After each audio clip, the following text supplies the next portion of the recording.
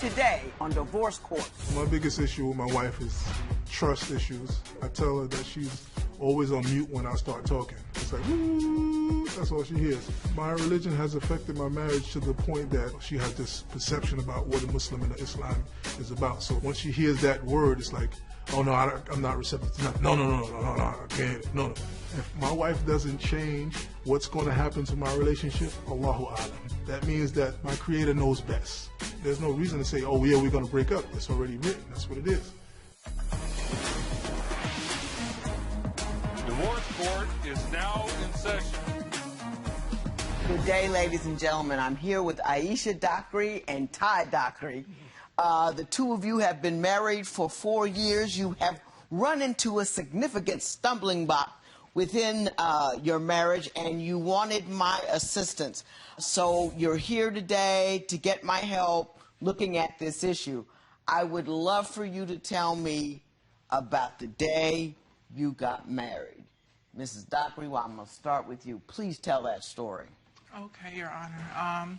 So we went to Justice of Peace to get married. We didn't have a big wedding. We said our vows. After we said our vows, 10 minutes later, the judge calls my husband to the back. And then before I know it, he's coming out and they're handcuffing him, saying that he had a body warrant for over a year that they were looking for him, and took him right from there right to jail. Right from the wedding to the jail? Yes. Now, Mr. Dockery, did you know you had a warrant out on you? No, ma'am. Actually, it was surprising to me when the judge said that. It was something that was 2 years prior, and it was something that they said it was a body warrant. He explained it to the effect that when I come in contact with the police, then they could execute it. But as far as coming to look for me, anything like that, it wasn't to that effect. So. Yeah. Do you know what it was about? Was it like a parole violation? No, you had a clue? I mean, you didn't like, hey man, this is the wrong dude. I didn't, you know? No, I know what it was about. I was up to no good, you know. Yeah. I know what it was about. You knew what it was about. Okay, all right. I was to make sure. Now, how long had you known him before you married him? I would say we were together for about 3 years. 3 years before you decided to get married? Yeah. How long did how long did you end up incarcerated? I did a year in jail from that. From that? Yes. Did she stick by you when that happened? Yes, she did. She was there? I mean, she rode with you, as they say. Yes. Your Honor, I was pregnant while he was in jail. I found out I was pregnant like a month after he went to jail. So I did my entire pregnancy without him there, everything on my own. Were you aware that he had been conducting himself in a manner that could get him arrested? I mean, did you know what he was up to, or was this a surprise to you? I wasn't surprised. When I met him, that's kind of what drew me to him. He was a bad boy from New York, and not necessarily like a bad boy, but I like the thug look, and like the fitted hats, he used to wear them low, and like his New York swag, he had like his little Brooklyn accent going on, and I liked the way he dressed, and he was aggressive, so that turned me on. Okay, hey, you know, you like what you like. Yes. Yeah, you like what you like. Now, my understanding is that you were Muslim when you went in. Yes. But you became more devout during your stay. Yes. Did you bring your wife along on that ride? I mean, as you were changing your focus, or the strength with which you followed your beliefs, was she aware that was happening? Yes. Constantly I did, you know, because I hit rock bottom.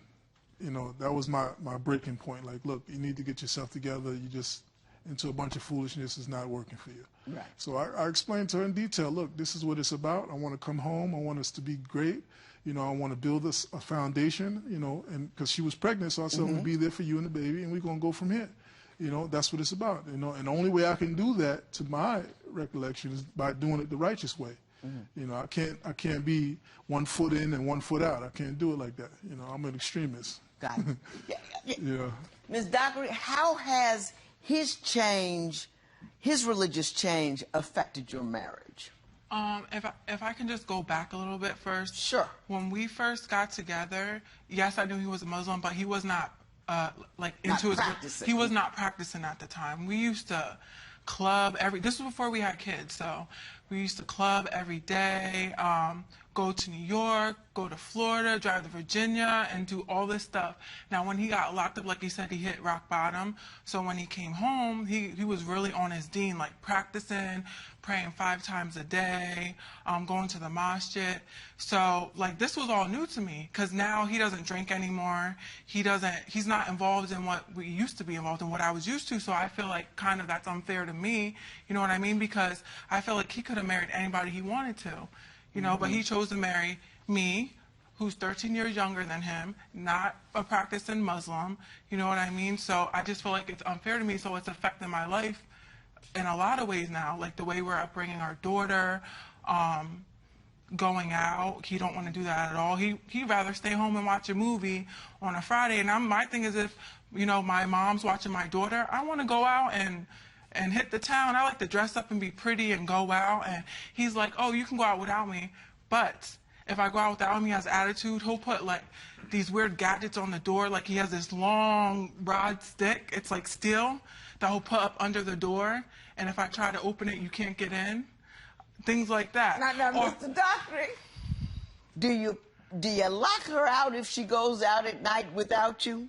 You tell her she can, and then when she does, the penalty is she can't get back in. No, I don't lock out. My wife is exaggerating a little bit. No, he does. I'm security-minded in my house. Okay. Meaning that once I'm in the house, I'm locking everything so nobody can come in. So when she goes out, she's out to maybe 2 o'clock in the morning to whatever. So I'll put the lock on the door, and when she comes and she calls me, I'll take it off. Because, you know, I'm not locking her out intentionally, but I'm locking up, you know? No, he's locking me out. I mean, shut down mode, locking me out. I can bang on the door, ring the doorbell. He's not answering it. It's to that extent. That's not true. A lot of... Wouldn't it concern you that your wife has to go through some machinations? Not a lot, but she's got to go through some hoops to get in the house at 2 o'clock in the morning. I mean, on a safety tip, I would think that a dude who cared about a woman would like make sure she didn't have to make extra steps because she's out at 2 o'clock in the morning. You know what I mean? Here's the situation, Yana. I work nights now. My wife does the same thing. Should I look at it as she locking me out? I have to call my wife. I get up at 3 o'clock in the morning. I have to call her and say, can you come down and open the door? That means she has to get up out of her sleep, move the baby, and come down and open the door. I don't look at it as she's trying to lock me out. I look at it as safety. She want to make sure that she's safe while I'm gone. That's what it's about. It's not, she's just taking it the wrong way. Okay. That's all. I got you. Everything I put on, it's something wrong. Like if I wear tights, I like to wear tights. Oh, you need to take that off because they're see-through. If I wear something like a top that's too tight, you need to take that out. Your cleavage is hanging out. He's always saying stuff about what I'm wearing, but he never compliments me. You're my husband. At the end of the day, I want to hear you tell me I look beautiful.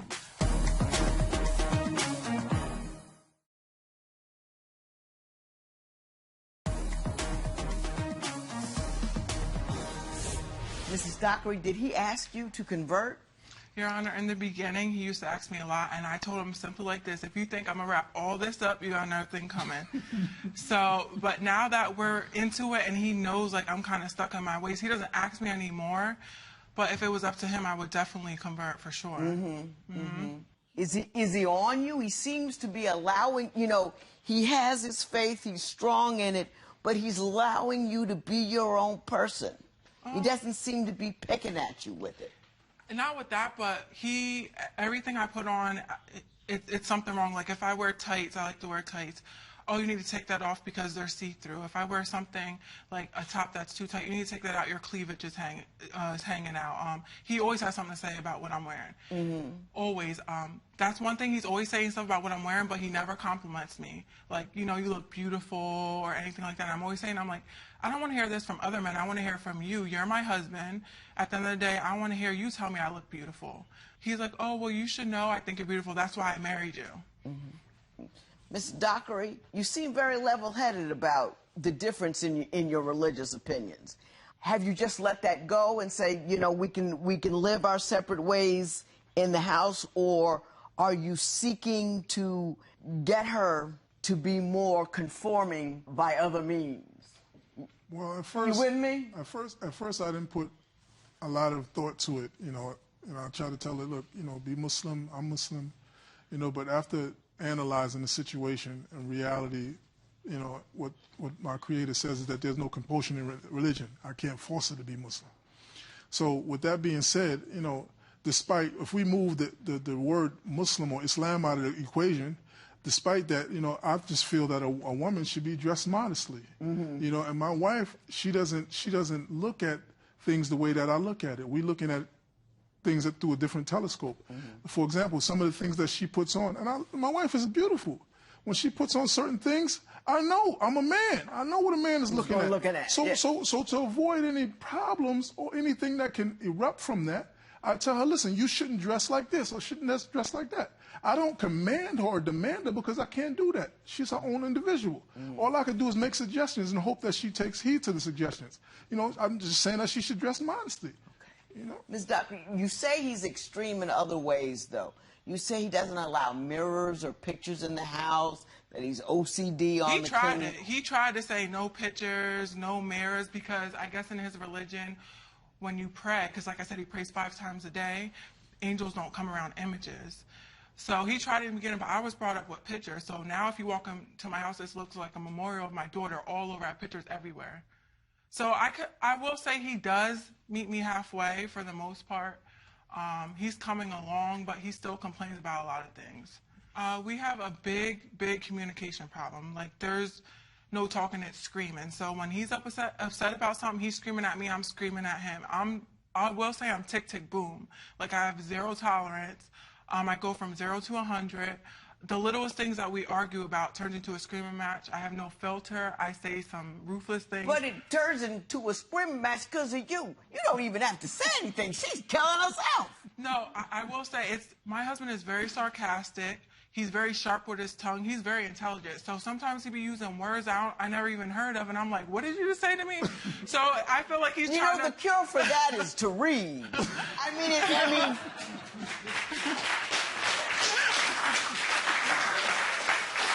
I could be like, what are you watching on TV? Like, what do you mean, what am I watching on TV? What does it look like I'm watching on TV? He's disrespectful with how he talks to me. That's how I feel. So we go for sometimes a month without talking to each other. I'll sleep upstairs, he'll sleep down. Seriously?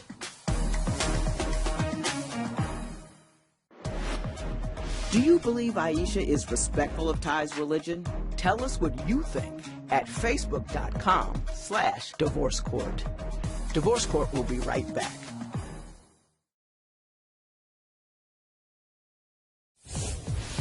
If you would like your case to be heard on Divorce Court, call us toll-free at 1-877-311-2222 or log on to our website at divorcecourt.com.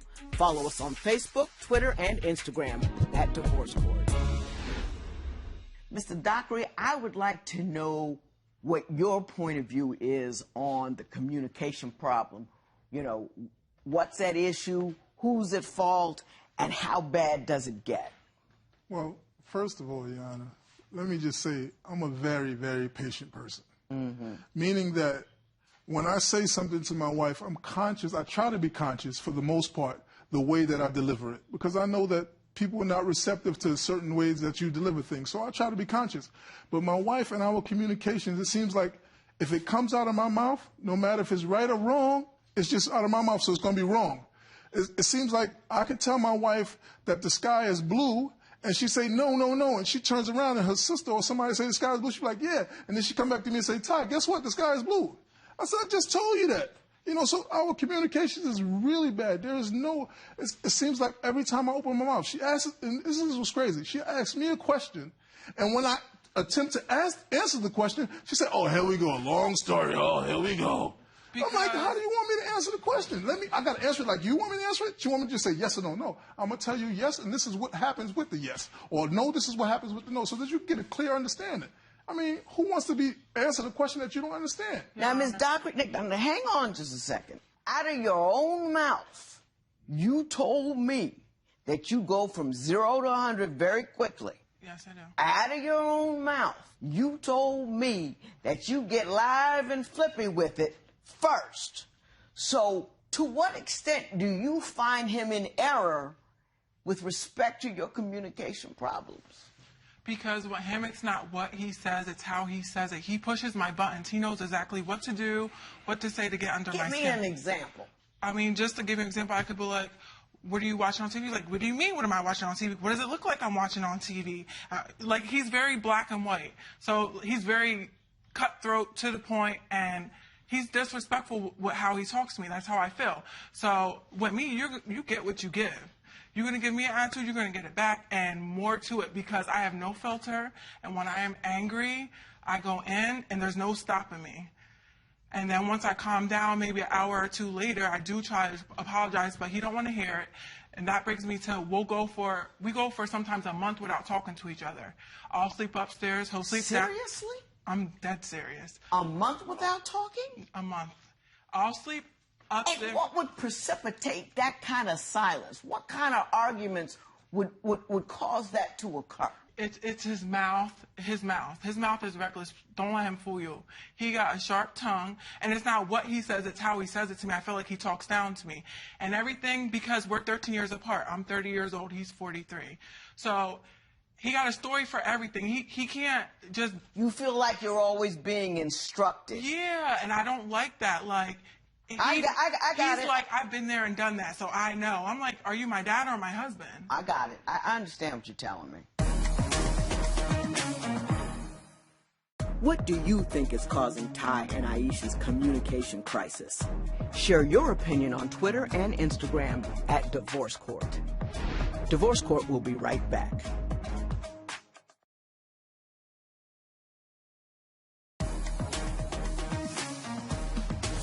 Ms. Dockery, I came out here and thought I was going to be faced with a rigid, unbending, irrational, fanatical individual who is controlling and demeaning and demanding, and didn't find that at all. What I found was you fussing and hollering and carrying on and saying things like, I don't play that. I'm not going to be that. You know, all that kind of stuff. I don't think he's perfect by any stretch of the imagination. I do think he's probably a little condescending to you every once in a while. I believe in that. But you're responsible for your own behavior.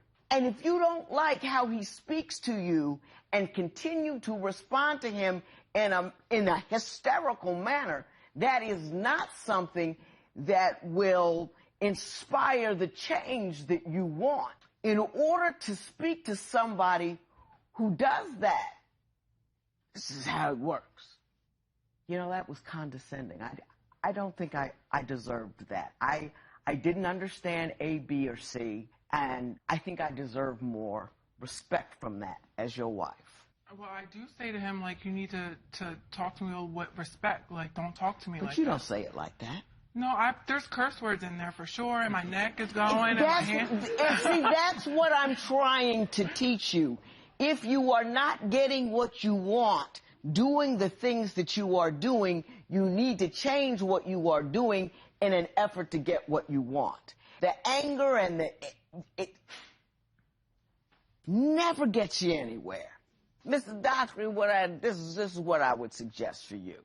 Be more attentive to her when she's not doing anything you're displeased with. In other words, take her out a little bit. You don't have to go to bars because that's not what you can do and keep your faith. But I think she feels a little demeaned, appropriately or inappropriately.